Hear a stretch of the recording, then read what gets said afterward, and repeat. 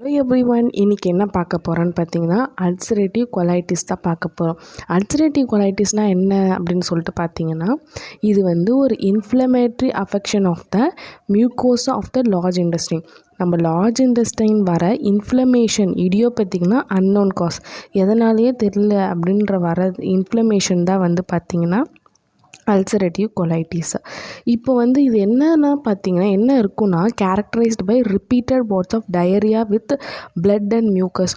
ரிப்பீட்டடாக வந்து டயரியா கூட பிளட் அண்ட் மியூக்கஸ் வந்து வந்துக்கிட்டே இருக்கும். எதனாலன்னு பார்த்தீங்கன்னா produce by inflammation and ulceration of the Golan.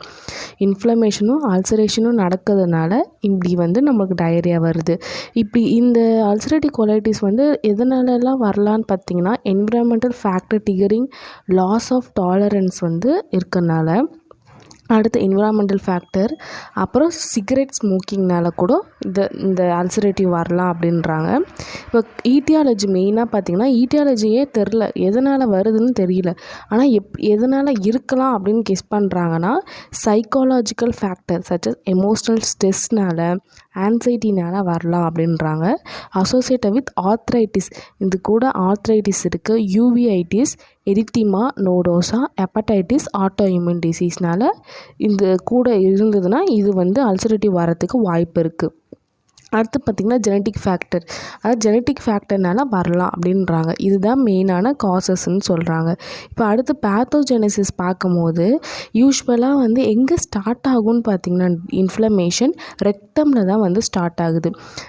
Old of the colon up to the caecum, ரெக்டமில் ஸ்டார்ட் ஆகி ஃபுல்லாக சீக்கம் ஃபுல்லாக வந்து காலானில் அப் டு சீக்கம் வரைக்கும் இது அஃபெக்ட் ஆகுது. ஓகேவா?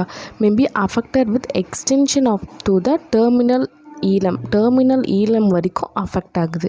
அதுவும் மெயினாக இன்ஃப்ளமேஷன் வந்து எப்படின்னா மியூக்கோசாவும் சப்மியூக்கோசா லேயரில் மட்டும்தான் இன்ஃப்ளமேஷன் வந்து இருக்குது. இன்னும் டீப்பராக இது போகாது.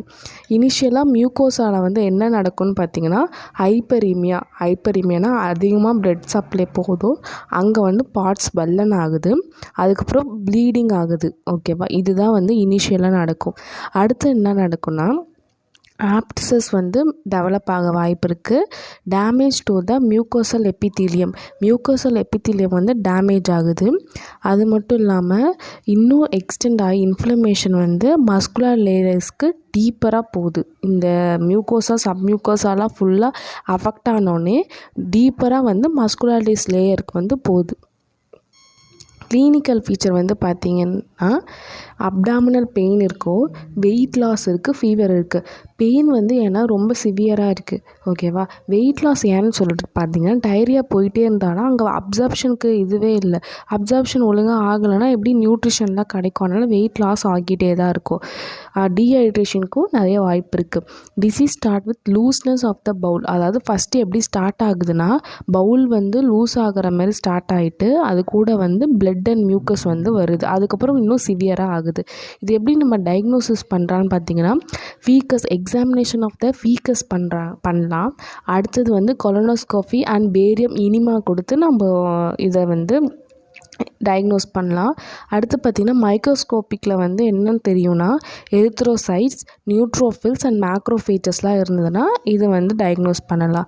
டிஃப்ரென்ஷியல் டயக்னோசிஸ் என்னன்னு பார்த்தீங்கன்னா, காம்ப்ளிகேஷன் என்ன ஆகும்னா, இது ரொம்ப சிவியராக இருந்துகிட்டே நம்ம ட்ரீட் பண்ணாமல் இருந்தால் என்ன ஆகும்னு பார்த்தீங்கன்னா, டாக்ஸிக் மெகாகோலன் வரும், கிளானிக் ஸ்டிக்சர் ஆகுது, கேன்சர் வரத்துக்கு வாய்ப்பு இருக்குது.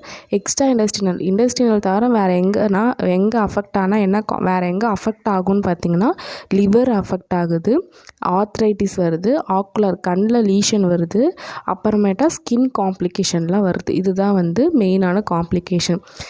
வேறு என்ன ஃபேக்டர்ஸ் வச்சு இது ப்ரோக்னோசிஸ் அண்டு கோர்ஸ் எப்படி வந்து கண்டுபிடிக்கலான்னு பார்த்தீங்கன்னா, இனிஷியல் அட்டாக்கோட சிவியாரிட்டி எவ்வளோ சிவியராக அஃபெக்ட் ஆகிருக்கோ அதை பொறுத்து வந்து நம்ம சொல்லலாம்.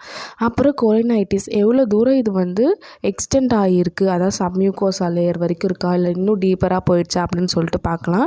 அதுக்கப்புறம் டியூரேஷன் ஆஃப் இல்னஸ், எவ்வளோ நாள் இது வந்து இந்த கம்ப்ளைண்ட் நம்மளுக்கு இருக்குது அப்படின்னு சொல்லிட்டு பார்க்குறது. அடுத்தது ஏஜ் ஆஃப் த பேஷண்ட், இதை வச்சு தான் நம்மளுக்கு ப்ரோக்னோசிஸ் வந்து சீக்கிரமாக இருக்கா, புவராக இருக்கா, பேடாக இருக்கான்னு நம்ம கண்டுபிடிக்கலாம். அடுத்து வந்து பார்த்திங்கன்னா ட்ரீட்மெண்ட் வந்து என்னென்னு பார்த்திங்கன்னா, டயட் வந்து ஷுட் பிளண்டாக இருக்கணும், ஸ்பைஸியாக இல்லாமல் பிளெண்டாக இருக்கணும், லோ ரெசிடியூ டைப்பாக இருக்கணும், அப்புறம் ஹை ப்ரோட்டீன் கண்டென்ட்டாக இருக்கணும். அப்போ தான் பல்க்கு கிடைக்கும். எதுக்குன்னா ஃபீக்கஸோட பல்க்குக்கு வந்து ப்ரோட்டீன் தான் தேவைப்படும். டயட் வந்து பிளெண்டாக இருக்கணும். இதுதான் வந்து மெயினான ட்ரீட்மெண்ட். இன்னும் உங்களுக்கு சிவியராக இருந்ததுன்னா உங்கள் ஹாஸ்பிட்டலில் அட்மிட் பண்ணி தான் ட்ரீட்மெண்ட் பண்ணணும். ஓகேவா? இதே வந்து நீங்கள் ஹோமியோபதி மெடிசனில் வந்து என்ன மெடிசன்லாம் ப்ரிஸ்கிரைப் பண்ணலான்னு பார்த்தீங்கன்னா ஆலோசாக்ரோட்டைன் பண்ணலாம். அடுத்தது போடோஃபைலம். இதெல்லாம் வந்து காமனான